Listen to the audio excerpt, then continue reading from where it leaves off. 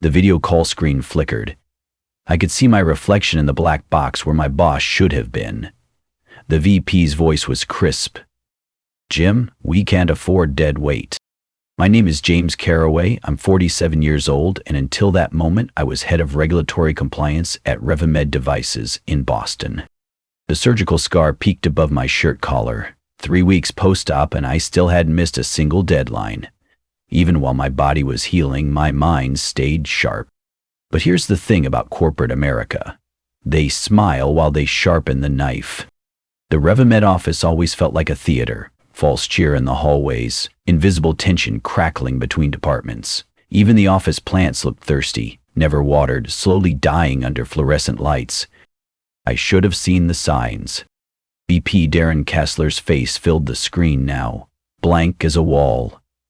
The HR representative sat silent in the corner of his office, a shadow with a clipboard. No warmth, no ceremony. "We're restructuring the compliance department," Kessler continued. His voice never wavered. "Your position has been eliminated, effective immediately." I didn't flinch, didn't argue.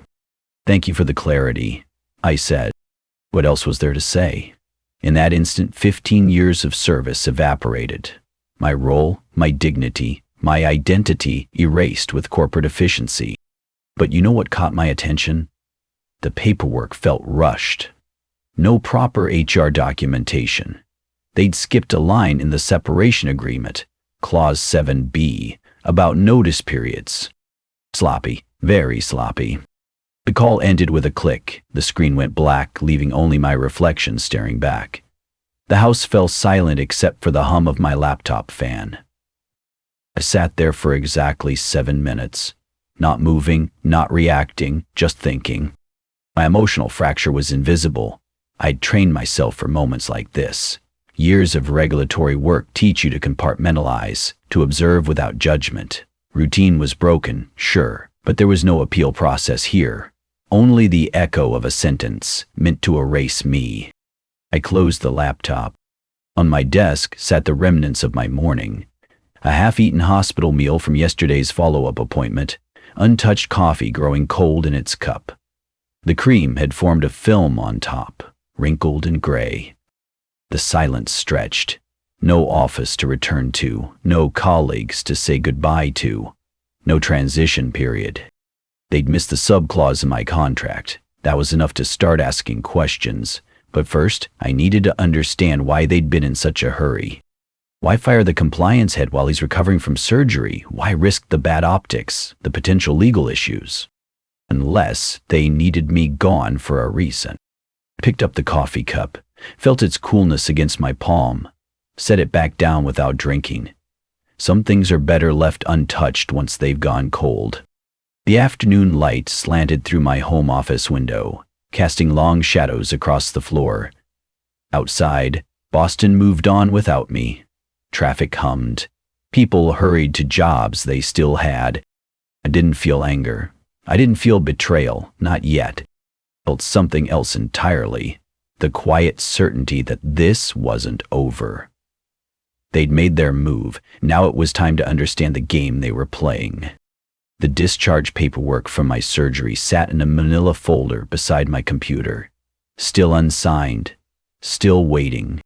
Maybe it was time to sign it. Maybe it was time to be officially done with one chapter so I could write the next. I reached for my pen. The discharge paperwork still sat beside me, unsigned. My phone buzzed. A message from Lauren Carter, one of my former direct reports. "Jim, did you approve the latest safety sign-off?" I stared at the text. My world had shrunk to this home office, medical bills piling up on the kitchen counter, and the deafening silence from colleagues who used to call me daily. But here was Lauren still asking questions. I opened my laptop. My company email was already deactivated, but I had other ways in. Years of compliance work teach you to keep backup access. Regulatory audits don't wait for. The VP's office had been busy. Emails flying back and forth, all marked urgent. Compliance records with digital footprints that someone had tried to erase. Tried, but not quite succeeded. You know what they say about digital trails. They're like bloodstains. Scrub all you want, the right light still shows them. My phone rang, Lauren's name on the screen. "Jim, we need to talk," she said, her voice tight, "but not over the phone." 20 minutes later, she sat in my living room, a manila folder clutched in her hands. Lauren was 28, sharp as a blade, the kind of QA analyst who caught problems others missed. "They pushed through the VeloPulse monitor," she said, "full FDA sign-off, while you were under anesthesia." The VeloPulse monitor, cardiac rhythm device meant for high-risk patients. I'd been reviewing the safety protocols before my surgery. "Show me," I said. She opened the folder. There it was. My digital signature on documents I'd never seen. Approval stamps dated 3 weeks ago when I was unconscious in an operating room. "They forged it?" I asked. "Clean as a whistle, your authorization code, timestamp, everything." Her hands shook slightly. "Jim, this device hasn't been tested on actual patients, only computer simulations." The pieces clicked into place. They'd fired me to clear the path for a rushed approval. No compliance head asking uncomfortable questions. No one to slow down the process. "There's more," Lauren continued. "The merger announcement comes out next week. RevaMed's being acquired by MedTech Global. The VeloPulse approval bumps our valuation by $40 million. My professional reputation, 15 years of careful work, all sacrificed for a stock price bump. And now they had Lauren asking questions, which meant her job was next on the chopping block. But this wasn't about ego anymore. This was about truth. "What's your read on the safety data?" I asked. "Inconclusive at best. The simulation showed rhythm irregularities in 12% of virtual patients. We need live trials, but that would delay the merger by 6 months. 6 months. They couldn't afford to wait." I leaned back in my chair. The cost was becoming clear. Not just my job, but the trust in a system I'd spent decades building. And now Lauren's career hung in the balance too. "They're going to come after you next," I said. "I know." She met my eyes. "That's why I'm here." Quiet resolve settled in my chest. Not anger, not revenge. Something colder, more methodical.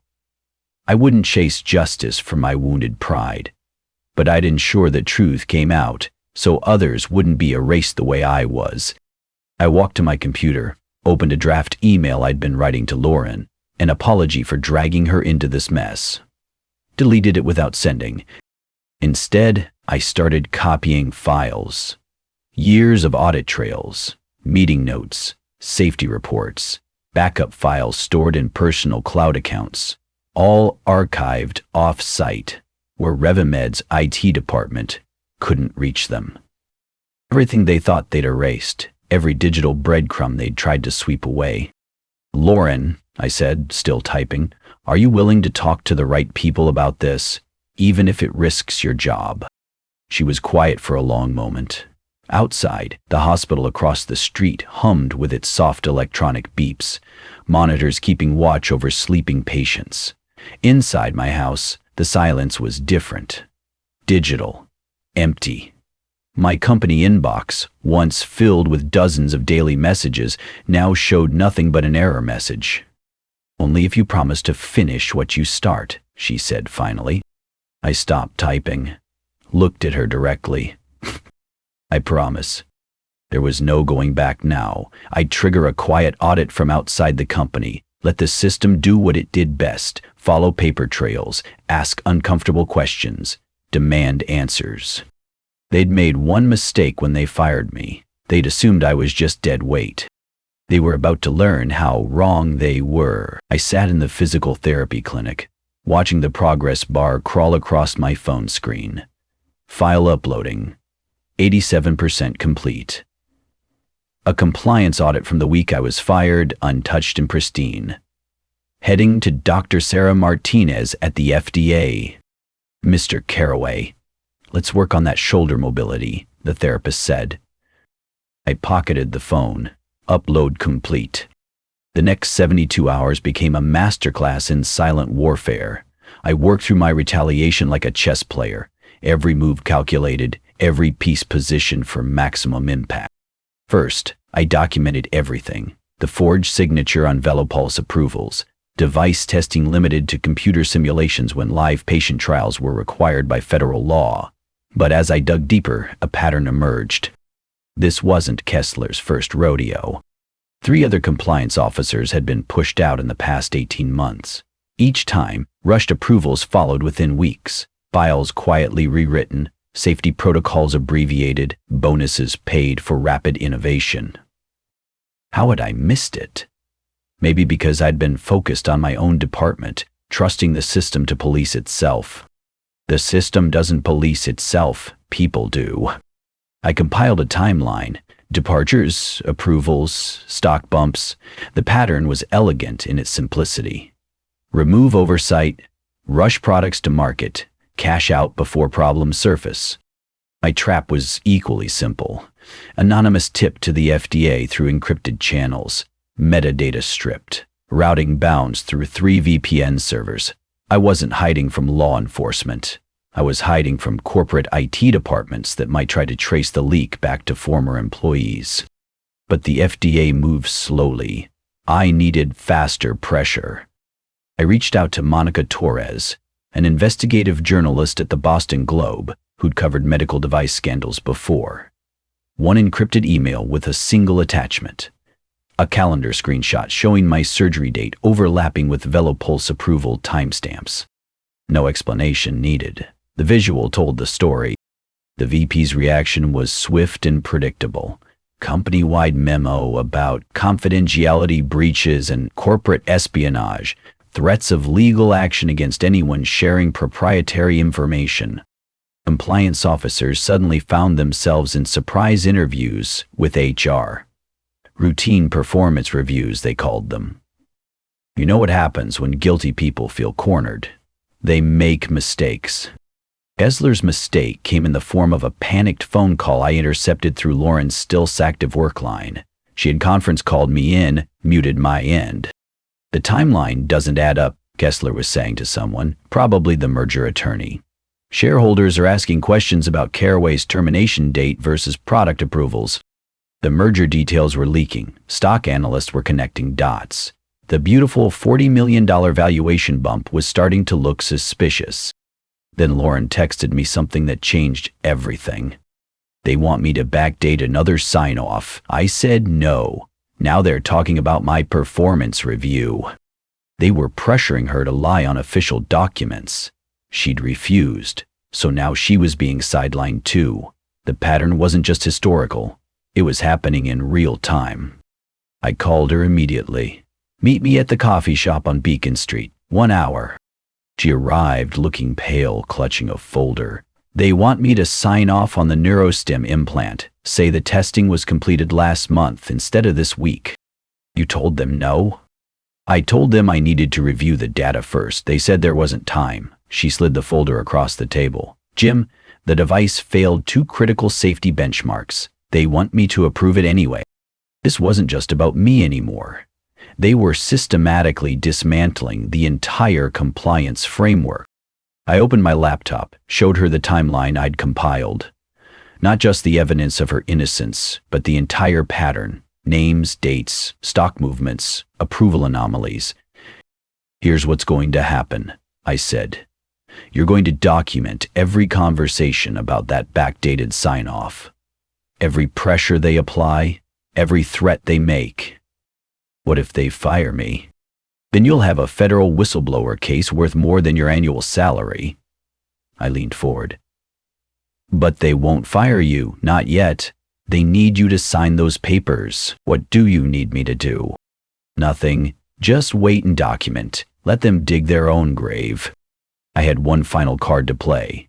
Kessler had scheduled an emergency board meeting for Friday to explain recent delays in the merger process. His chance to spin the narrative, paint any leaks as disgruntled employee sabotage. I timed my final evidence package to arrive at the board members' inboxes at 8:47 IM. The meeting started at 9:00 IM. 13 minutes for them to absorb what they were seeing. Forged signatures, safety violations. A systematic pattern of compliance fraud, all documented with corporate timestamps and digital fingerprints. No drama, no confrontation, no angry accusations. Just the quiet weight of evidence speaking for itself. I snapped my old employee badge in half and left the pieces beside my keyboard. The plastic cracked cleanly, separating my photo from the magnetic strip that used to open doors I'd never walk through again. The system would do the talking now. All I had to do was wait for it to find its voice. The VP's hands shook as he raised them, palm out, facing a boardroom packed with unfamiliar faces. Cameras recorded everything. His confidence curdled into something else entirely. I wasn't in that room, but Lauren was. She texted me updates in real time. Board members asking about forged signatures. Kessler sweating through his shirt. Lawyers taking notes.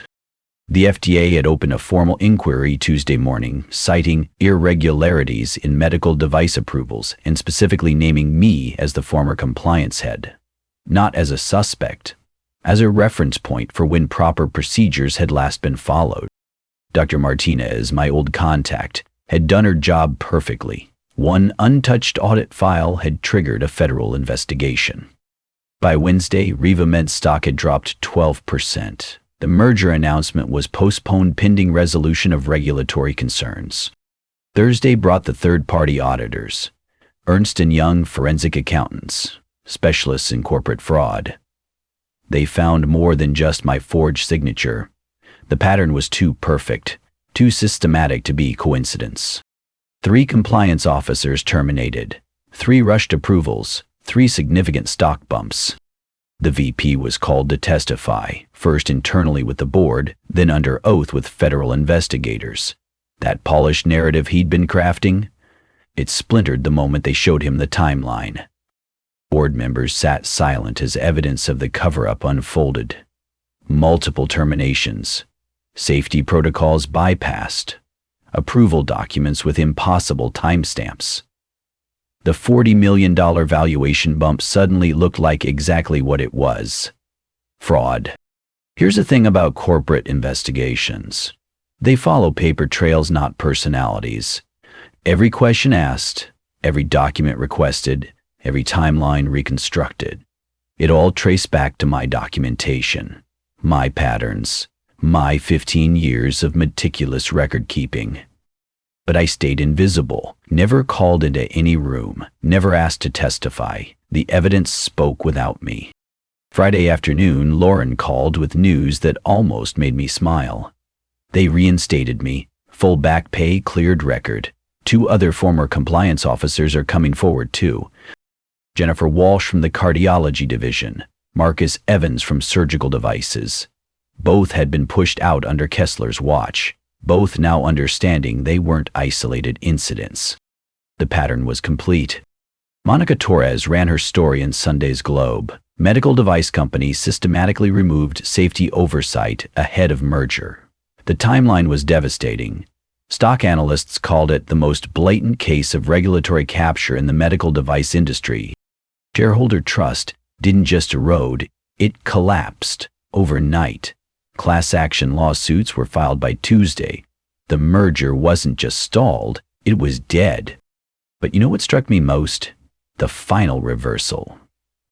That same boardroom where I'd once sat, waiting for annual reviews and budget approvals, where I'd received commendations for meticulous attention to regulatory detail. Now it held a different kind of meeting. Kessler sat alone at the end of the conference table, facing a lineup of attorneys. Daylight slanted through the windows, casting harsh shadows across his unread non-disclosure agreement.